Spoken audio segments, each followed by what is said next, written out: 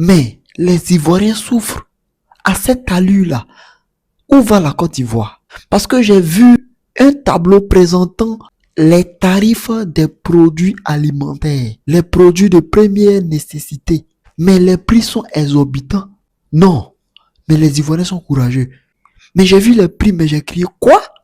La viande, le poisson, tous les prix ont été détaillés dans les grandes villes de la Côte d'Ivoire. Mais les prix sont tellement élevés. On va regarder ensemble les différents prix. Le secrétariat affichera l'image sur la vidéo. Regardez un peu. Premier produit, viande de bœuf sans os. À Abidjan, le kilo est à 4300. À San Pedro, la viande de bœuf sans os est à 6000. 1 kilo est à 6000 francs CFA. 6000 francs, ça fait combien en euros? Disons 8 à 10 euros, entre 8 à 10 euros. 1 kilo. 1 kilo de bœuf. Mais quand j'ai vu ça, j'ai été choqué. À Yamoussoukro, le kilo est à 3000. À Man, le kilo est à 3500. À Korogo, le kilo est à 3000. Ça, c'est la viande de bœuf sans os. La viande de bœuf avec os, Abidjan, 3800 le kilo. À San Pedro, 4000 francs le kilo. À Yamoussoukro, 2800 le kilo. À Man, 3000. À Korogo, 2700. La viande de dinde, le kilo est à 5000 à Abidjan. Le kilo est à 9000 francs à San Pedro. C'est toi qui es moins dindon en Côte d'Ivoire. Et tu te trouves à San Pedro. Tu dois débourser 9000 francs CFA. Ah! Vraiment. Regardez un peu où la vie chère nous amène. Regardons un peu ensemble.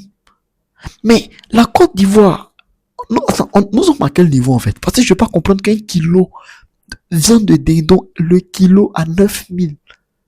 Donc on ne peut plus manger de dindon en Côte d'Ivoire. Ah, vraiment, ou bien c'est moi qui vois mal. Peut-être je suis pas, comme je suis pas assez allé à l'école, peut-être c'est moi qui comprends pas. Je sais pas. À Yamoussoukro, le kilo de la viande de dindon est à 3000. À Man, le kilo est à 7000. Bon, vraiment, excusez-moi, mais moi je pose la question au gouvernement de Côte d'Ivoire.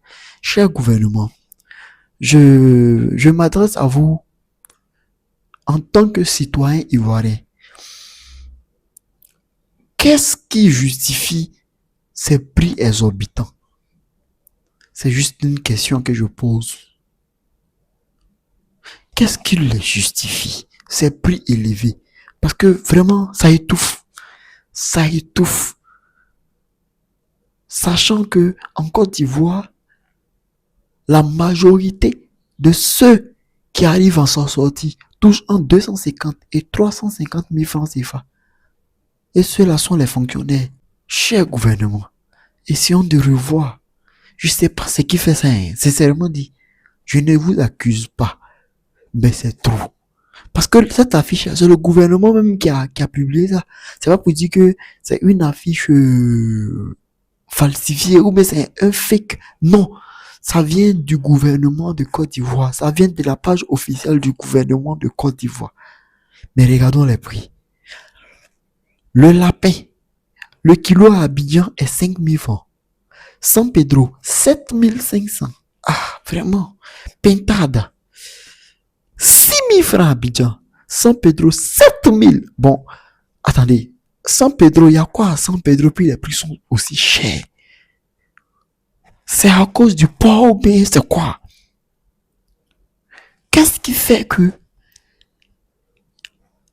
San Pedro est plus cher qu'Abidjan, la capitale?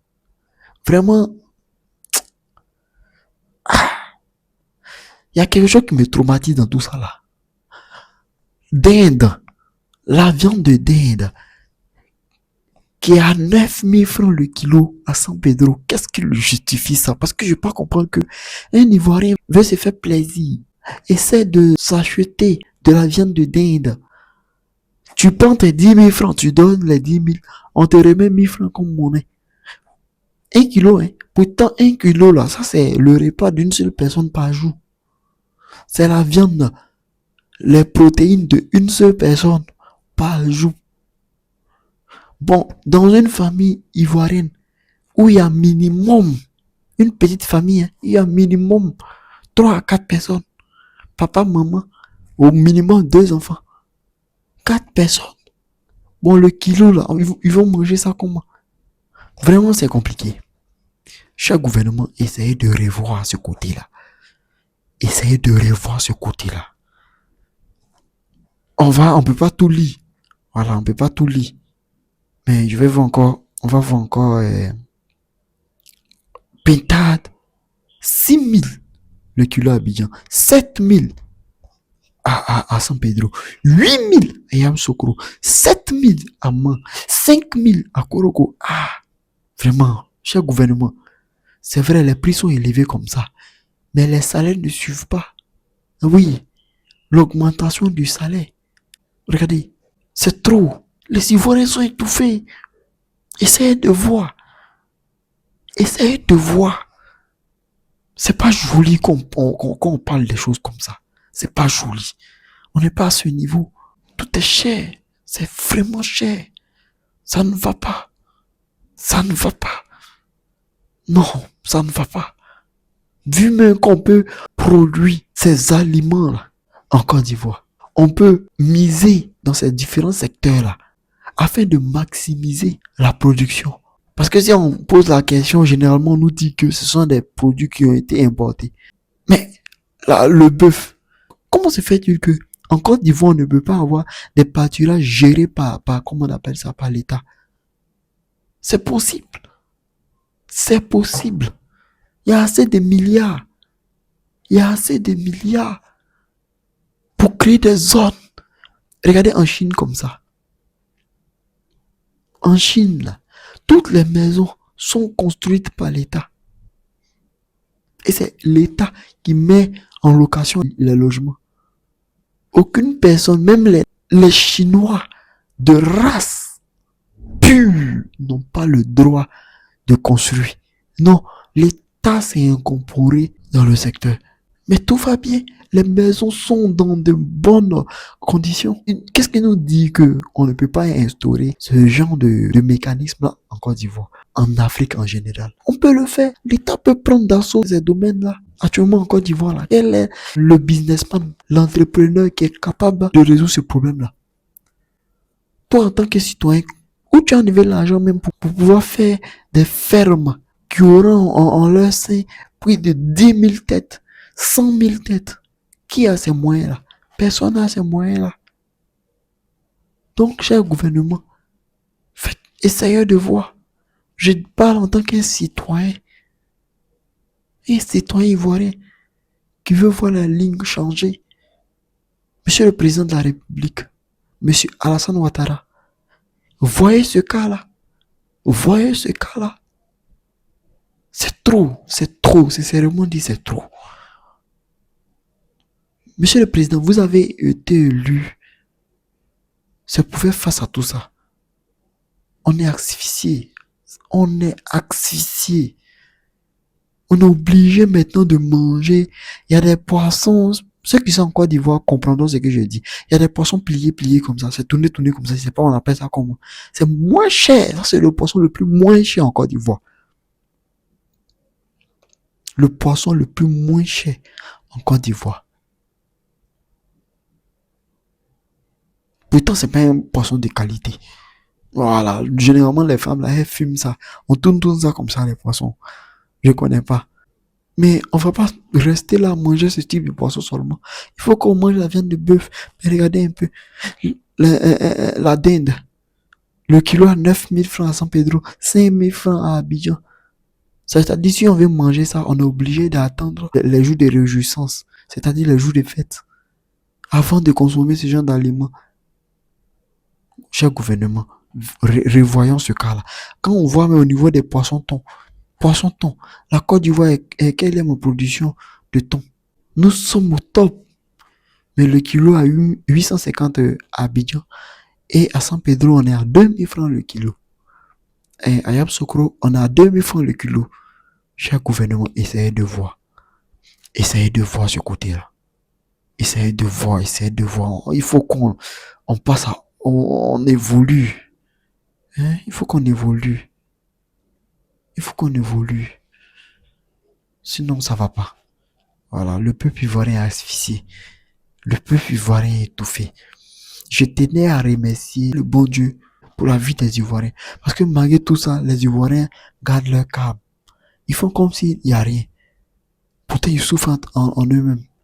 Toi qui es Ivoirien qui suis la vidéo, que le Seigneur te bénisse. Que le Seigneur te bénisse pour ta sagesse, pour ton silence. Parce que tu sais que le Seigneur fera. Trop, c'est trop. Non, c'est trop. Moi, je fais pas la politique. Mais je défends la cause de mes frères, de mes sœurs, de mon peuple. Parce que je suis ivoirien, d'origine et de nationalité. C'est ma terre. Donc je suis censé apporter ma pierre à l'édifice. Tout est vraiment cher. Pourtant, nous savons tous que une personne qui ne mange pas n'aura même pas la force même d'aller travailler. Tu en as cette énergie là-haut. L'énergie qui mobilise l'homme à aller se chercher. Aujourd'hui, on pense que les jeunes sont paresseux, mais ils mangent quand même. L'énergie là qui permet à une personne d'aller grouiller. Cette énergie là s'acquiert à travers quoi? À travers les aliments, non? Non. C'est trop. C'est trop. On doit mettre un mécanisme en place afin que les prix déjà soient les mêmes sur tous les territoires ivoiriens. Mais oui, c'est possible. C'est possible. Voilà les cas qu'on doit traiter. Cher gouvernement, si Ivoirien que moi je connais là mange bien, si Ivoirien que moi je connais mange bien, arrive à se nourrir convenablement, mais vous aurez gagné. Vous aurez gagné, cher président. Vous aurez gagné. Vraiment, on a besoin que vous vous penchiez sur ce sujet-là, le sujet de l'aliment. Les produits sont chers. Le panier de la ménagère, ça devient autre chose. Parce qu'à cette allure-là, toi qui veux manger la viande de bœuf, tu es obligé de donner combien à ta femme? 10 000 francs par jour. Tu es obligé de donner 10 000 par jour à ta femme. Parce que si le kilo, par exemple, c'est lui qui est à Abidjan, le kilo est à 4 300. San Pedro, c'est 6 000. Bon, si on enlève 6 000 dans 10 000 francs, il va rester combien? 4 000. Les 4 000 même peuvent faire quoi? Les 4 000 là pourront faire quoi? Est-ce que les 4 000 pourront acheter les piments, les condiments? Je ne pense pas. Non, c'est compliqué. C'est compliqué.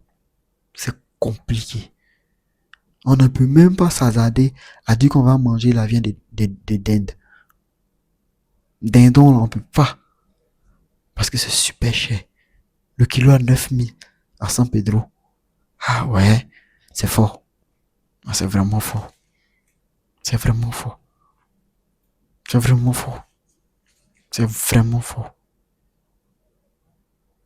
C'est vraiment fort. Donc, c'était le message que je voulais passer avant de commencer mon enseignement. Bienvenue, bien-aimés dans le Seigneur. Ici le docteur Paradou. On va parler encore des choses divines. On va parler des choses spirituelles. On va parler des choses qui vont nous faire monter. On va parler des choses qui vont nous élever. En ce jour, nous allons méditer la parole de Dieu. Nous allons plonger dans le règne de l'esprit. On va prendre notre Bible dans le livre de Psaume 17. Psaume chapitre 17, on commence à lire à partir du verset 1. Éternel, écoute la droiture. Sois attentif à mes cris. Ça, c'est David qui priait. Voilà David qui priait. David dit, Éternel, écoute la droiture. Sois attentif à mes cris. Prête l'oreille à ma prière. Faites avec des lèvres sans tromperie. Que ma justice paraisse devant ta face, que tes yeux contemplent mon intégrité. Si tu sondes mon cœur, si tu le visites la nuit, si tu m'éprouves, tu ne trouveras rien. Ma pensée n'est pas autre que ce qui sort de ma bouche. À la vue des actions des hommes fidèles à la parole de tes lèvres, je me tiens en garde contre la voix des violents. Mes pas sont fermes dans tes sentiers. Mes pieds n'échancellent point. Je t'invoque car tu es mes os. Oh Dieu, incline-moi, incline plutôt vers moi ton oreille. Écoute-toi ma parole. Signale ta bonté, toi qui sauves ceux qui cherchent un refuge et qui par ta droite les délivre de leurs adversaires. Garde-moi comme la prunelle de l'œil. Protège-moi à l'ombre de tes ailes contre les méchants qui me persécutent, contre mes ennemis acharnés qui m'enveloppent. Ils ferment leurs entrailles. Ils ont à la bouche des paroles hautaines. Ils sont sur nos pas. Déjà, ils nous entourent. Ils nous épient pour nous terrasser. On dirait un lion avide de déchirer, un lionceau aux aguets dans son repère. Lève-toi, Éternel, marche à sa rencontre, renverse-le. Délivre-moi du méchant par ton glaive, délivre-moi des hommes par ta main. Éternel, des hommes de ce monde, leur part est dans la vie et tu remplis leur ventre de tes biens. Leurs enfants sont rassasiés et ils laissent le superflu à leurs petits enfants. Pour moi, dans mon innocence, je verrai ta face. Dès le réveil, je me rassasierai de ton image. Bien-aimé, voilà David ici qui a commencé à prier. David a commencé à élever la voix vers l'Éternel. Qu'est-ce que David disait ici? David dit, garde-moi, plutôt, Éternel, écoute la droite. Sois attentif à mes cris. Bien-aimé, quand tu parles à Dieu, quand tu veux exposer ton problème à Dieu, qu'est-ce que tu fais? Est-ce que tu élèves ta voix en disant à Dieu, écoute-moi bien.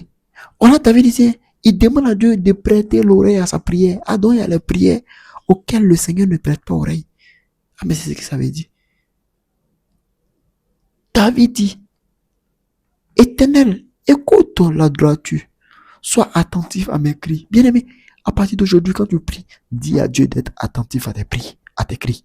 Dis à Dieu d'écouter la profondeur de ta parole, la profondeur de ta demande, la profondeur,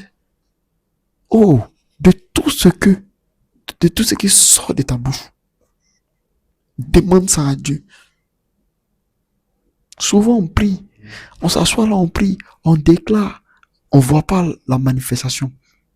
On a l'impression que rien ne bouge. Mais en réalité, est-ce que ta prière a été prise en compte réellement? Parce que quand, à travers ce verset-là, on comprend déjà qu'il y a des prières qui ne montent pas. Il y a des prières qui ne sont pas écoutées. Il ne faut pas qu'on nous blague. Parce que si toutes les prières-là que tu proférais étaient écoutées et exaucées, tu n'aurais pas les mêmes problèmes. C'est pas ça que je comprends. Donc pendant que tu pries, est-ce que tu te mets dans une position de quelqu'un qui parle en l'air, ou tu mets le sérieux dans ta prière? David dit, Seigneur, écoute le son de mes cris. Écoute. Bien aimé, à partir d'aujourd'hui, là, quand tu pries, là, il faut dire à Dieu de t'écouter. Fais ce genre de déclaration-là. Ne reste pas là à chanter dans le brouillard. Non. Bien aimé, voilà, il faut qu'on change notre manière de prier. Voilà David ici. Il est prête l'oreille à ma prière. Faites avec des lèvres sans tromperie. Ah ben bien sûr. Toi-même qui ouvre la bouche. Toi-même qui ouvre la bouche pour proclamer. Est-ce que ta bouche est remplie de ce qui est bon? Ah, est-ce que tes lèvres sont remplies de tromperie? Est-ce que tu t'es purifié avant d'ouvrir la bouche? Est-ce que tu as demandé pardon à ton frère que tu avais offensé? Est-ce que tu as réglé tout ce que tu devais régler avant même de venir ouvrir la bouche pour parler à Dieu? La raison pour laquelle Dieu a dit dans sa parole que si tu es en Tu en parles avec ton frère. Va, dépose ton offrande d'abord. Va demander pardon à ton frère. Va régler ça d'abord. Quand tu as fini de régler là, tu vas venir maintenant déposer ton offrande. Bien-aimé, voilà ce que le Seigneur nous demande de faire. Voilà ce que le Seigneur nous demande de faire. Le Seigneur nous demande d'être pur. D'être pur. De régler nos différends avant de prétendre être exaucé. Tu veux être exaucé, tu veux que ta prière monte, tu veux voir la manifestation de ta prière. Mais est-ce que ta bouche, à l'instant T où tu ouvres la bouche, est-ce que en toi-même, tout est ok? Est-ce que tu es convaincu que ça va? Tu es digne d'ouvrir la bouche pour parler à l'Éternel? Est-ce que c'est ça? Bien-aimé, est-ce que c'est ça? C'est à tout ça le Seigneur nous demande. C'est à tout ça le Seigneur nous appelle. Donc il y a les petites choses comme ça là qu'on néglige qui peuvent freiner la manifestation de nos prières. Donc il faut qu'on regarde ça.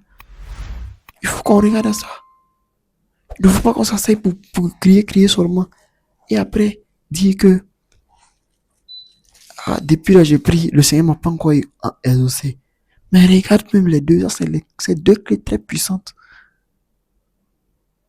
Quand tu pries, dis à Dieu de prêter attention, de prêter l'oreille à ta prière. En un mot, encore ils vont dire, il faut managuer, il faut le managuer. Il faut le managuer. Demande à Dieu de t'écouter. Ah mon Dieu, j'ouvre la bouche maintenant. Mais écoute-moi, écoute les cris qui sortent de mon cœur. Écoute les cris qui sortent du profond de moi-même. Mais bien aimé, c'est ce genre de paroles-là que tu dois ouvrir. Pour ne pas dire c'est ça, tu dois déclarer. Tu dois parler à ton Dieu. Tu dois parler à ton Dieu. Dis à ton Dieu de t'écouter réellement. Dis à ton Dieu de prêter l'oreille, de suivre. Mais oui, parce que Dieu a besoin des personnes là qui sont concentrées, qui sont sérieux envers eux-mêmes. Tu veux que Dieu te parle, tu veux voir la manifestation de Dieu, tu veux que Dieu agisse dans ta vie. Mais pendant que tu ouvres la bouche pour déclarer, pendant que tu ouvres la bouche pour prier, toi-même là, ça te dirige, tu te dis que oh, j'ouvre la bouche, je prie.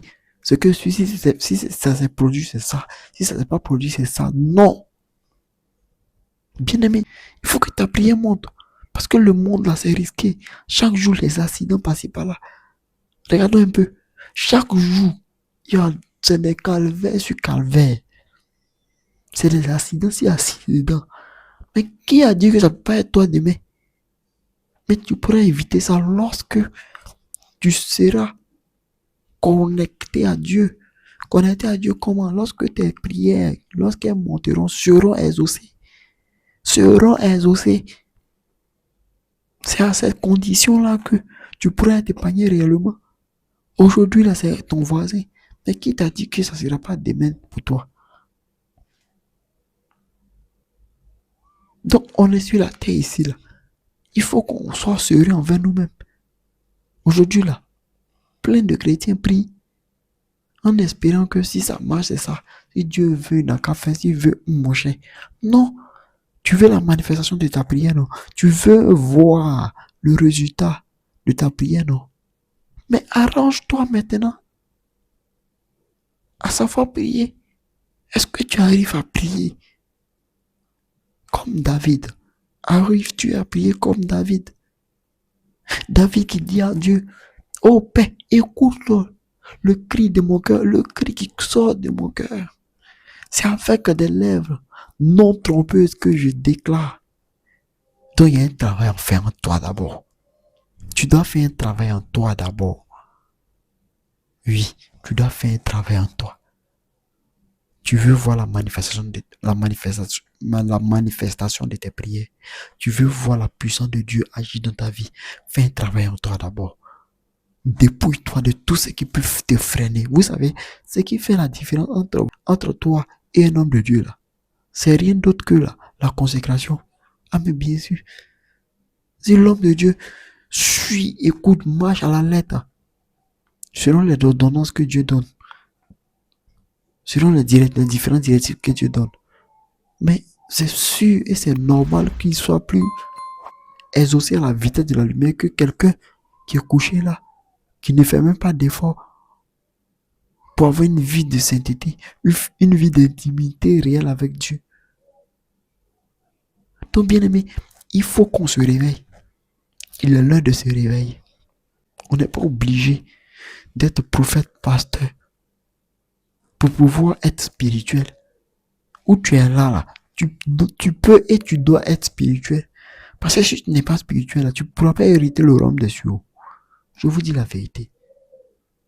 La Bible nous dit quoi? Non, la Bible nous dit quoi? La Bible nous dit, le royaume des cieux appartient aux violents. Le royaume des cieux, ce sont les violents qui s'en emparent. Pour atteindre le royaume des cieux, il faut être violent. Mais violent comment? Pas aller soulever les poids. Pas aller faire la boxe. Non. Mais violent envers toi-même. Parce que Dieu a fait quelque chose. Regarde, le corps humain, ça nous combat nous-mêmes. Les désirs charnels, ça combat mal. Ça combat l'esprit de Dieu en toi. Et c'est ça. Ah, d'accord. L'esprit de Dieu et ta chair sont en perpétuel combat. Donc, tu dois arriver à une dimension où l'esprit de Dieu en toi arrive à dominer sur les désirs de ta chair. Mais c'est à cette condition-là que lorsque tu parleras même, ta prière pourra être exaucée à la vitesse de la lumière.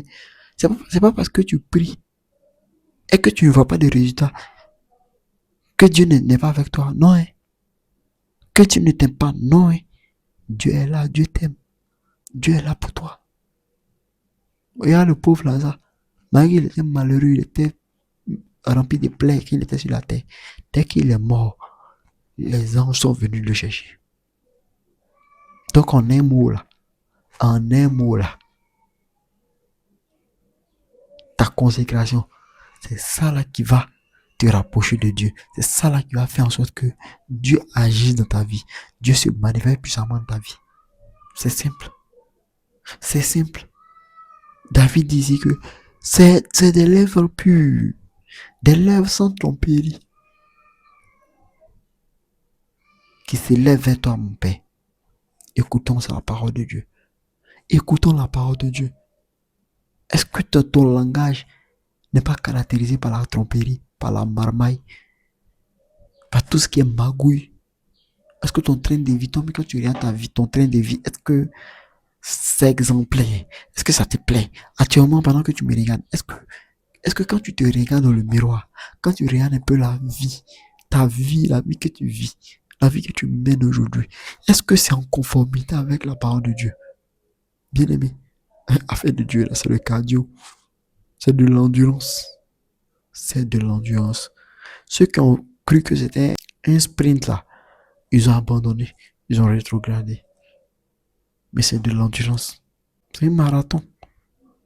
On va mollo mollo, comme on dit en Côte d'Ivoire. On va doucement, doucement. Doucement, doucement. Jusqu'à arriver. On va doucement, doucement. Mais doucement, doucement. En écoutant la parole, en mettant en pratique. La Bible nous dit ici que David parlait à Dieu. Il dit, Seigneur, écoute les cris qui sortent du profond de mon cœur. Tu as un blocage. Tu as un problème en ce moment. Mais parle à ton Dieu. Mais parle à ton Dieu. Pourquoi t'affliges-tu? Parle à ton Dieu. Tu as accepté Jésus. C'est déjà un grand pas. Toi qui as accepté Jésus, tu as 50% d'être sauvé. 50% d'être sauvé. Tu as 50% d'avoir tout ce que tu veux. 50%. Maintenant, imagine, quand tu as commencé à marcher selon ce que Dieu te demande, selon les préceptes de Dieu, selon les différentes directives que Dieu te donne. Mais tu vas grimper facilement à 99%. Mais bien sûr, c'est possible. Bien aimé, je veux t'exhorter maintenant à revoir ta manière de prier. À revoir ta manière de prier. C'était le but de cette vidéo. Que le Seigneur te bénisse. Chaque samedi, je vais à la montagne, je vais prier à la montagne. Je rentre en intimité avec Dieu. Et là, je monte avec vos sujets de prière. Envoyez vos sujets de prière. Continuez à envoyer vos sujets de prière au numéro WhatsApp du secrétariat qui affiche sur ma vidéo. Bien-aimé, Dieu va agir dans ta vie. Dieu va te faire du bien. Dieu, il est encore puissant. Il n'y a pas quelque chose qui est au-dessus de Dieu. Regarde les sales marabouts. Je dis sales parce que, bon, je parle du domaine spirituel. Les sales marabouts que vous voyez là, ils arrivent à faire des prodiges. Quand les gens du monde voient, ils disent, oh oui, l'essentiel, c'est ma mise à l'auto. Mais laisse-moi te dire que ce qu'ils font là, c'est dire, toi, ton Jésus-Christ de Nazareth que tu as accepté, le Seigneur, le roi des rois là, il peut faire ça au centuple. Le miracle que le monde dit c'est prodige. Dieu voit sans rien. Dieu voit sans rien. Comment quelqu'un peut prendre la boue, mais si la jeune est aveugle et aussitôt l'aveugle recouvre la vue. Donc Dieu peut agir contre ta vie, peu importe ton problème. Ceux qui ont envoyé leurs sujets qui n'ont pas encore été pris, patientez. On va un peu. Je viens à vous. Quand c'est urgent, là, quand vous avez vos sujets que c'est urgent, là, signalez-le. Signalez-le. Que le Seigneur vous bénisse. Que le Seigneur vous bénisse puissamment. Alléluia. Shalom.